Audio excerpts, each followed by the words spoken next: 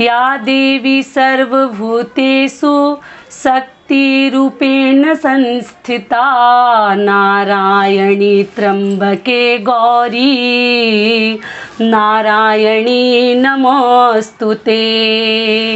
नमस्कार दोस्तों, मैं हूं ममता तिवारी। तो चलिए आज हम इस वीडियो में ये चीज़ बता दे रही हूँ कि अखंड ज्योति जब हम जलाते हैं तो हमें कौन कौन सी सावधानियां बरतनी चाहिए, कौन सी भूल है जो हमारे द्वारा नहीं होनी चाहिए। तो इन सभी महत्वपूर्ण बातों को हम इस वीडियो में जानेंगे। तो आप बने रहिए मेरे साथ मेरे चैनल पर। अगर आपको मेरा वीडियो पसंद आता है तो प्लीज़ आप मेरे चैनल को सब्सक्राइब कर दीजिएगा, बेल आइकन को प्रेस कर दीजिएगा, जिससे मेरे वीडियो के नए नोटिफिकेशन आप लोगों के पास सबसे पहले पहुंचे। तो चलिए शुरू करते हैं। तो जैसा कि आपने मेरे लास्ट वीडियो में आप लोग देख चुके हैं कि मैं कलश स्थापना करके आपको दिखाई हूँ और इस प्रकार से मैं अपना कलश स्थापना की हूँ। अगर आपके यहाँ कुछ अलग नियम है तो आप उस प्रकार से कीजिए। और अखंड ज्योति का जो नियम है वो मैं बता दूं कि देखिए, अखंड ज्योति में ना आप लोग ज़्यादा चिंता मत कीजिएगा कि दीदी हमारा दीपक जो है बुझ गया तो चूहे ने गिरा दिया, तो इस प्रकार से हो गया, तो हवा से बुझ गया, हम क्या करें नहीं करें। आपको घबरानी नहीं है। क्यों नहीं घबरानी है कि देखिए, दीपक है, गलती किसी से भी हो सकती है, कभी भी दुर्घटना हो सकती है। घबरानी नहीं है कि माता रानी इसका क्या हमें लाभ मिलेगा कि हानि मिलेगा, हमसे ऐसी भूल हो गई।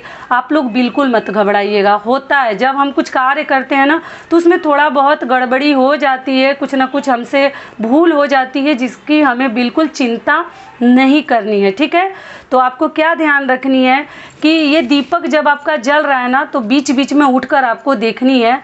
और जब इसमें दीदी फूल बन जा रहा है उसका क्या मतलब है, एकदम आप लोग चिंता मत कीजिएगा। कोई फूल नहीं बनता, कोई फूल से मतलब मैं वीडियो देखती हूँ लोगों का कि इसमें फूल बन गया तो हमारा ये कार्य सिद्ध हो जाएगा, माता ऐसे प्रसन्न हो जाएंगी। फूल नहीं बना है तो हमारा कार्य नहीं सिद्ध होगा। ऐसी सब गलतफहमी दिमाग में मत लाइएगा।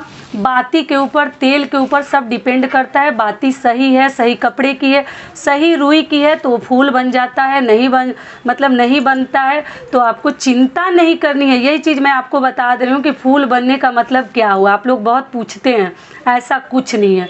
अपने बाती को आपको झाड़ते रहनी है लकड़ी से। और जब बाती सही करने जाइएगा तो आपको क्या ध्यान रखनी है कि बगल में आप ऐसा भी मान लीजिए, अगर अखंड ज्योति आप पीतल के दिए में जला रही हैं तो भी आप जला सकती हैं। मान लीजिए इस प्रकार के मिट्टी के दिए में भी आप अखंड ज्योति जला सकती हैं और भी सही से जलता है। या इस प्रकार के भी पात्र में लोग जलाते हैं, ये भी हो गया। तो इसमें क्या आपको ध्यान रखनी है कि जब इसको सही करने जाइएगा तो आप इसमें एक दीपक जला कर ही उसको कीजिएगा कि वो बिल्कुल बुझे ना, मतलब उसको बुझना ना माना जाए। तो आप ना एक दीपक जलाकर साइड में रख लीजिएगा, फिर इसको आप साफ कीजिएगा। ये भी ध्यान हो गया। फूल का चिंता मत कीजिएगा। अगर गलती से बुझ जाए, देखिए अभी जैसे हिल रहा है तो बुझ सकता है मान लीजिए हवा से, तो आपको घबरानी नहीं। आप लोग बहुत अधिक, मेरी बहनें घबरा जाती हैं, बिल्कुल मत घबराइएगा, ऐसा कुछ नहीं होता। और माता जो है ना सबकी मजबूरी को समझती हैं, इतना मन में दृढ़ विश्वास रखिएगा। तो इस प्रकार से आपको करनी है। अगली चीज़ क्या ध्यान रखनी है कि बाती जो है ना बहुत मोटी भी नहीं रखनी है और बहुत पतली भी नहीं करनी है। ऐसा बाती रखिएगा। ऐसे तो सबको ये बात मालूम होगी, धागा का अगर आप बाती डालते हैं ना बहुत सही से जलता है। और रुई का है ना कि बार बार उसके ऊपर गांठ पड़ जाते हैं तो हमें परेशान होना पड़ता है और बुझने का डर लगा रहता है। तो इसलिए आप लोग धागा का ही बाती बनाकर अखंड ज्योति जलाइएगा। अखंड ज्योति जब घर में जलता है तो अपने घर को छोड़कर किसी दूसरे के घर, पड़ोसी के घर, आसपास टहलने के लिए, वॉकिंग करने के लिए आपको नहीं जानी चाहिए। जब इतनी श्रद्धा से आपने घर में कलश स्थापना किए हुआ है और आप छोड़कर माता रानी को अकेले आप लोग बाहर चले जा रहे हैं, लॉक लगा दे रहे हैं, जो कि आपके लिए ये चीज़ सही नहीं है। ठीक है, ध्यान रखिएगा। कोई एक फैमिली का मेंबर रहे, एक ही रहे, लेकिन रहे ज़रूर। अगली चीज़ क्या है कि दीदी कोई बीमार पड़ गया, अचानक कोई मतलब मुसीबत आ गई, हमें सभी आदमी को जाना पड़े तो हम ताला लगा सकते हैं, तो ठीक है। जब ऐसी मुसीबत आ जाए कि सबको जाना ही पड़ जाए तो आप कुछ देर के लिए ताला लगाकर जा सकती हैं। कहीं कोई टेंशन नहीं लेनी है, भगवान के ऊपर छोड़कर जाइए। लेकिन कोई प्रॉब्लम नहीं है तो आपको घर छोड़कर अकेले नहीं जानी है। दीपक जलाकर आपको बाहर बिल्कुल अखंड ज्योति के साथ आपको ऐसी भूल नहीं करनी है। एक आदमी को जरूर रहनी है।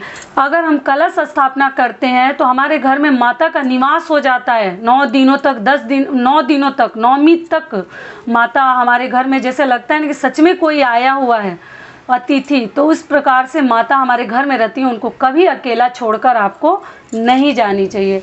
तो ये भी मैं आपको बता दी। अगली चीज़ क्या ध्यान रखिएगा, देखिए इससे जुड़ी जितनी महत्वपूर्ण बातें हैं मैं आपको बता दे रही हूँ कि दीपक को कभी नीचे मत जलाइएगा। अगर धरती पे भी आप जलाते हैं, मान लीजिए, ऐसे तो मैं आपको वीडियो के लिए ऊपर जला के दिखाई हूँ, नीचे जलाने से ये भी रहता है ना कि आग वगैरह पकड़ने का डर नहीं रहता है। तो नीचे जब जलाते हैं आप, तो या तो नीचे ज़मीन पर चावल रख दीजिएगा या मतलब फूल रख दीजिएगा, या हल्दी और कुमकुम के साथ बेदी छोटा सा बना लीजिएगा, स्वास्तिक भी बना सकते हैं, और उसके ऊपर आप दीपक को रखिएगा। डायरेक्ट जमीन स्पर्श में नहीं आनी चाहिए आपका दीपक, इस चीज़ को ध्यान रखिएगा। अखंड ज्योति जला लीजिएगा। अगर पाठ कर रही हैं, 9 दिनों की उपवास हैं, तो ज़रूर जला लीजिएगा। अगर मान लीजिए आप केवल 40 पढ़ रही हैं, पूजा पाठ मतलब नवरात्रि में कर रही हैं, तो आप जितना देर पूजा करती हैं, जितना देर पाठ करती हैं, दीपक अवश्य जला लीजिएगा। और इस प्रकार से हम कलश स्थापना करेंगे। देखिए मैं कितने सरल विधि से आपको बता दी, कहीं कुछ बहुत भारी नहीं। अगर आप श्रद्धा चाहिए भगवान के प्रति, तो हम इस प्रकार से देखिए पूजा पाठ करेंगे।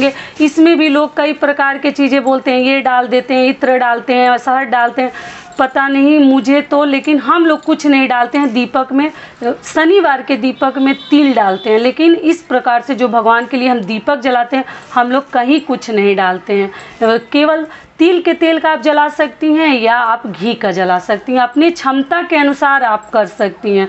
भगवान ऐसा नहीं बोले हैं कि हमारे लिए ये चीज़ लाइएगा तभी हम प्रसन्न होंगे।